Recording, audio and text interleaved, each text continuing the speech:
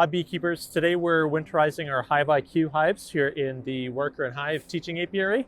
So we will be using the insulation block that we made here in Calgary in the shop. These two that we're putting in are the prototypes, so they look a little bit different, but they function exactly the same. When we winterize, I like to put a Hive Alive fondant on each of the hives. It's not necessarily for emergency food over the fall or winter, but it's definitely for the springtime when they've already eaten all their reserves. That way, first thing in late February, early March, when I pop that lid off and I see that they still have lots of fondant, I know that they're not starving. So let's open up here.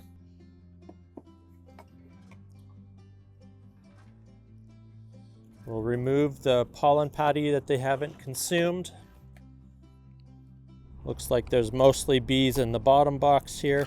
And we have our insulation block.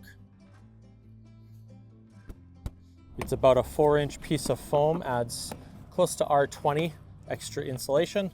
It fits in a medium box. And I do put this reflective on top here so that they don't have too much space, but just simply like that. We'll move on to the second one.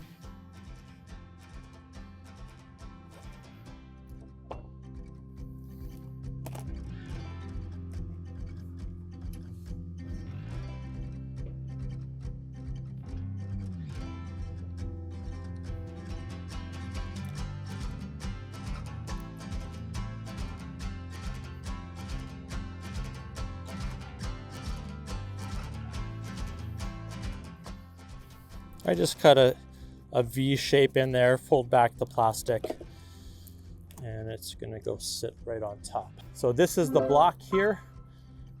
The ones that we're currently selling have white tape on it. It's about 4 inches. We put some reflective inner cover on the top here to bounce some of the heat from the cluster down. And what we do is the silver part goes down into a box, and we just push this in. And we can push it down as far as we want.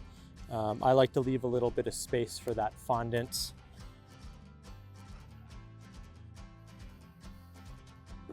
So it just simply sits like that.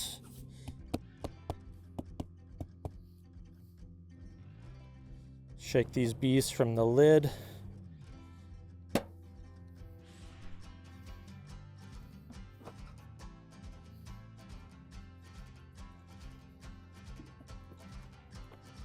And put that lid back on.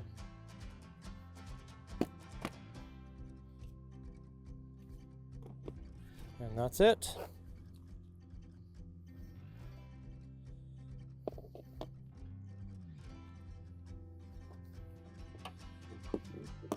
Because there's no bees to propolize that lid down, it is important to have a strap of some sort to keep the wind from blowing it off. Well, next up is the double slip over wrap. I really like these wraps. They're intended for 2 colonies side by side with 2 deep boxes on each colony.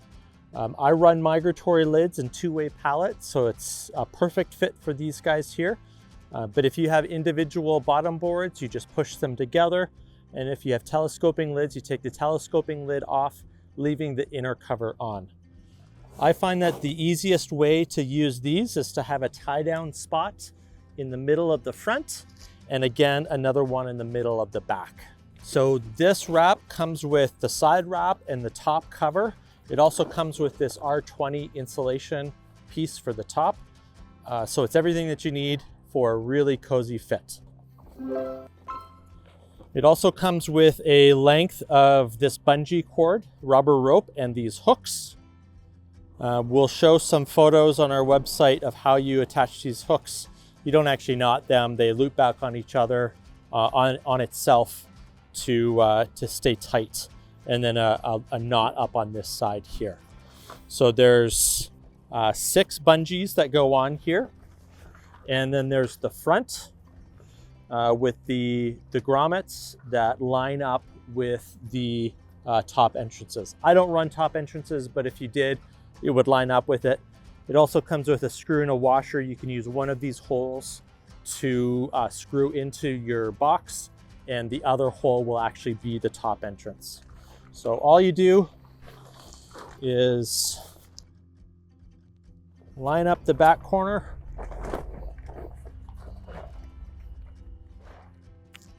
like that, and then just slip it down. I find that it's a lot easier to put the wrap on before you open the lid to add your fondant. Okay, so it's down like that. This is attached here, so it just flips back. Now we'll crack a lid and add the fondant.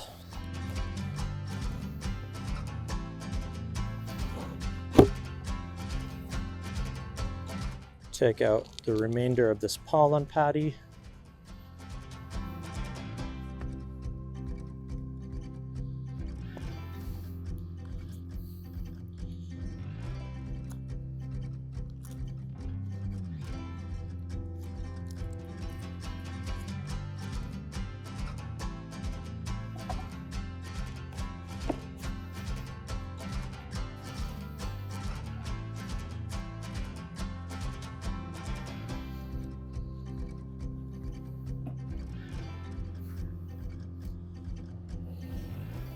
This is a nice active colony here.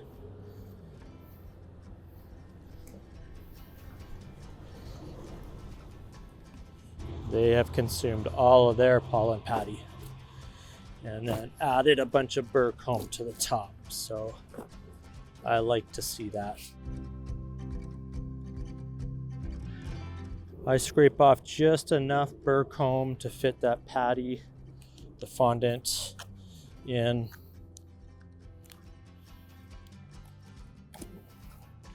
I figure that they put it up there for a reason, and I'm not going to interfere with that. Okay, so this would be the time where you would line up and screw in these top entrances if that's what you're using. Again, I don't use that, so I don't worry about that. The pillow now just goes right there. I actually put a little bit of mouse poison under the lid there just to help protect this wrap should a mouse climb up and want to take advantage of the heat of this cluster over the winter. Now this is where this wrap is really fantastic. Once everything's together, it fluffs up really nice. I find that the snow doesn't stick to it because the black will actually melt snow off even in -20, and it doesn't accumulate on it at all. So the back ones here, I attach first to the back hooks.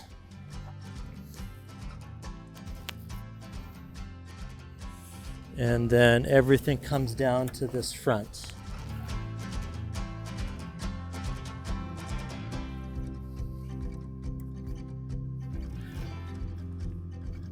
And you'll notice that the front here creates this little kind of peak, and that is to protect that front entrance. Kind of a cool little feature, but that's it. Some people will want to prop this up here, but I don't find that there is ever a situation where that closes up and blocks the bees. Bees will find a way out, whether they're crawling up the top and out the top, up the front rather, whether they're crawling up the front and out the top, or getting out one way or the other. So that's this guy. Okay, let's move on to the quad style wrap. So this is what you would use if you have 4 hives on a pallet, often called a 4-way pallet or a quad. In this case here, I like to use all the same bottom boards. They're 2-way pallets, migratory lids, and I just have 2 of them back to back. So The first thing that you want to do here is make sure that they're nice and tight, butted up against each other.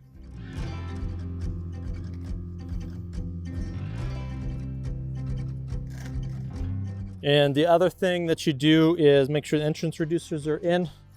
And I put a tie down hook on the base here. I generally will put that on the same one end to end, but after a while, after I've moved the bottom boards around, usually both pallets will have hooks on the side like that. And we use that for the final wrap up. I use fencing staples, the longest ones I can find, and you tack them in pretty good. They work really well, and they're much cheaper than eyelets and easier to put in too. So just as with the other ones, we're going to do the wrap first, and then we'll open up the lid, and that just keeps the bees out of our way while we're wrapping. So when you take your wraps off in the springtime, it's really nice to wrap them up like this. We end up just throwing them in the back of the truck, and then we clean them up when we get a moment over the summer, and then we wrap them up like this again. I take a piece of cord, rope, and I cut it probably about 10 feet long. It's always better to have it longer than shorter. And I will fasten one side to the eyelet here and have the other side open so that we can tie it neatly. Actually, this one wasn't done correctly, so we will attempt to fix it. So I take this cord here, and I just loop it back on itself to create a loop, a knot like that. And I'll show you what that's used for in a moment. Okay, so you want to keep these consistent and put them on the same pallet every time. Once you have multiple pallets of bees, multiple wraps, you don't want to be guessing how to line them up. I find that it is better to cut the top entrances once they're already installed in a consistent way. So find the front corner here. It's going to be with these D-rings. There'll be a set of D-rings on the inside and the outside. I only use the inside. And what I do is I line that top flap up roughly with that top corner. And then this goes all the way around like this. And now we're back to this rope here. What I do is I will thread this through this way here. And then here.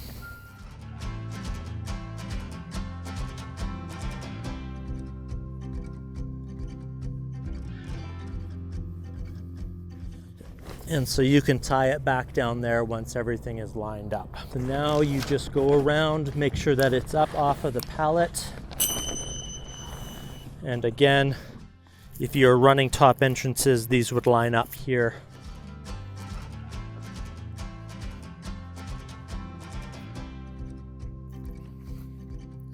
Now I'm going to add the fondant. We'll add the insulation pillow.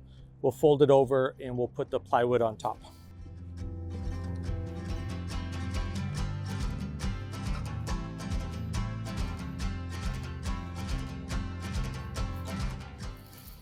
This is what I like to see. You can see right down in here that we're capped honey right to the top. So the fondant here, there are some instructions on the back. What I like to do, just because I don't want to clean up any plastic, is I just cut an X or a V shape there, and then I peel back some of it so all the plastic stays in place. You don't want to open the whole thing up because it will firm up, and this allows it to stay softer in the package over the next few months. Okay, so now we've added the fondant. There will be a little activity of bees at the front while they just get used to the look of the new look of their hive. Now we're gonna add our R20 top pillow. I find that this adds just a great amount of insulation. Now I just work my way around the quad pack, folding down the top. We can tuck it in a moment. Doesn't have to be perfect right now. And then I take a piece of 3/8 plywood. It's a 4x8 sheet, just cut straight in half. Cross cuts.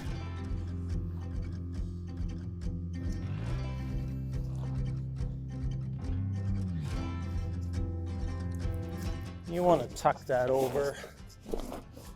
And then I take my ratchet strap and we're going to tie it down to those fencing staples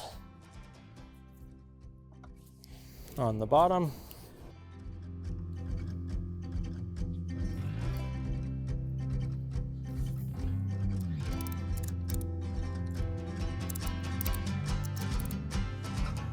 It doesn't have to be super tight, but I find that this adds a little bit of peace of mind over the winter if you're not out looking at your bees very often. It helps prevent things from blowing away, and it sheds the water and the snow off the top too. So you can always tuck things back up afterwards. I previously had this wrap with top entrances. I'm not doing that anymore, so we're just going to tape over.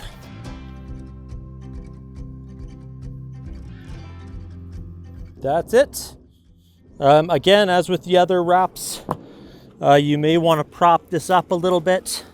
Some people will put a screw or a nail in there to allow the bees to continue to come in and out.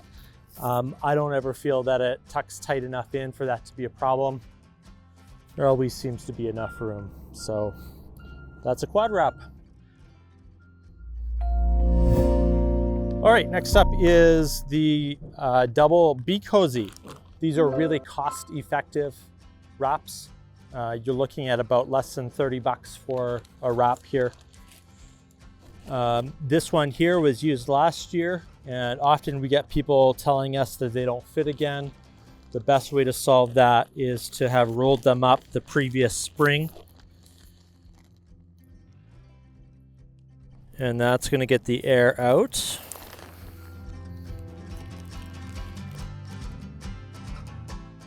There's a very small hole, so it takes a minute. And then when you get the air out, it's quite easy to slip over. As you can see, we've used this one for a number of seasons.